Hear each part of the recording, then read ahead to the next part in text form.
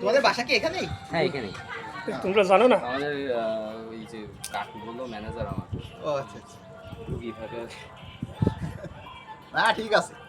এরপরে যখন বাইরে পড়ালেখা করতেছিলে তখন আর সুযোগ হয় না। এখন পড়ালেখা ফাঁকা ফাঁকা আসবা। সারা জীবন স্মৃতি।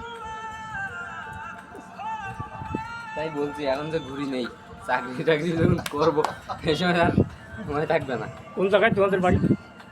এই জায়গায় ওই যে বিল্ডিং না, হ্যাঁ। ওই বিল্ডিং এর ওই পাশে একটা বিল্ডিং আছে, ও, কি নাম ওই জায়গায়? ওটা কলবাড়ি, আর এটা মুন্সিগঞ্জ। কলবাড়ি আর এটা বলছি। এই ব্রিজটা বলে বলো, এটা বললো চুনা নদীর ব্রিজ বলে। তুমনা নদীর ব্রিজ।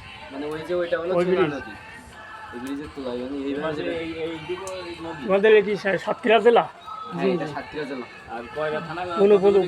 কয়রা থানা বলে মানে এইভাবে গাবরায় গিয়ে গাবরা নদী পার হয়ে সামনে গিয়ে ওই সাইডে নদী আছে, মানে এই নদী যে নদী থেকে পড়ছে এই নদী তো ছোট, ওইটা বড় নদী। তোমাদের উপজেলা কোনটা? শ্যামনগর? হ্যাঁ যে উপজেলার সামনে।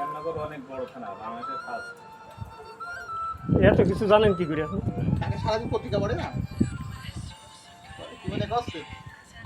সারাদিন পত্রিকা পড়ে? তাই? বাবা, একদিন পত্রিকা না পড়লে মাথা খারাপ হয়ে যাবে। তো বেঁচে আছেন কিভাবে? চলো আমরা ট্রলার উঠবো। তারা বসি একটু বাতাসটাই আসলো, কষ্ট করে বললাম এত। হ্যাঁ অনেক কষ্ট করে বেটিয়া কাল দে। দে, এই দে।